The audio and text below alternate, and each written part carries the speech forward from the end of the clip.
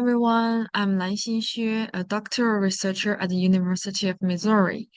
My work sits at the intersection of narrative game design, empathy, education, and neurodiversity. Neurodivergent individuals continue to face misunderstanding and stigma, not because of who they are, but because non-neurodivergent people often lack meaningful encounters with neurodivergent lived experiences. While digital games have been used for empathy building, many existing approaches simulate neurodivergent perception in ways that can flatten and stereotype.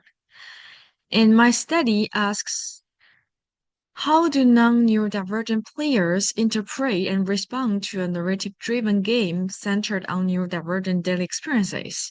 And what narrative design elements do players identify as shaping their understanding of neurodivergent perspectives?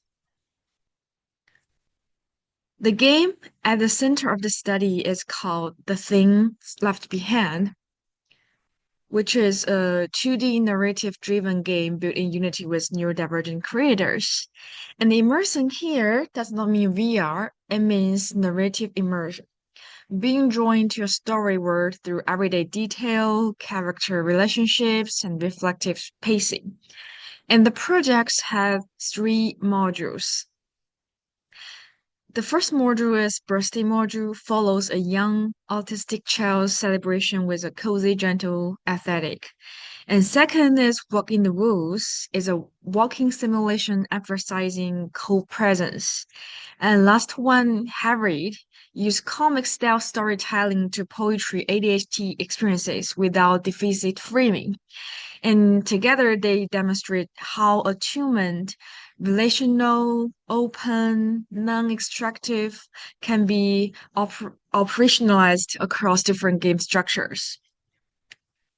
The intended learning goal is what I call here reflective perspective shift, not simply feeling sympathy for a neurodivergent character, but building a more nuanced relational understanding of neurodivergent lived experience. The game achieved this through a two-man-based design. It was co-created with neurodivergent collaborators, avoid simulating symptoms, and instead invest players into everyday relational moments. Rather than scripting emotional responses, the design trusts players to make their own meaning. This positions the game for use in higher education, informal learning, and diversity training contexts.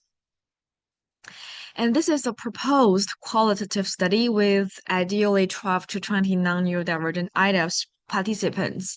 And the procedure has three stages. First, a pre-game semi-structured interview to capture participants' baseline understanding of and assumptions about neurodiversity. And second, maybe a 20 to 30 minutes gameplay sessions. There's no think aloud protocol required, so we can keep the immersion. Third, a post-game interview exploring interpretations, emotional responses, and any shifts in perspective. And data includes interview transcripts, screen recordings, and body language radio analysis follow Brian Clark's thematic analysis frameworks, combining deductive coding for attunement and empathy with inductively emerging themes. As a work in progress, the study's contributions are anticipated rather than finalized. So first, the study aims to identify the specific narrative conditions like pacing, dialogue, everyday storytelling that support reflective perspective taking. And second, it contributes qualitative evidence to the game studies and learn technology literature on how narrative design shapes interpretations of neurodiversity. And lastly, perhaps most importantly for the field, it advances attunement-based design as a practical ethical framework for representing neurodivergent identities in immersive experiences.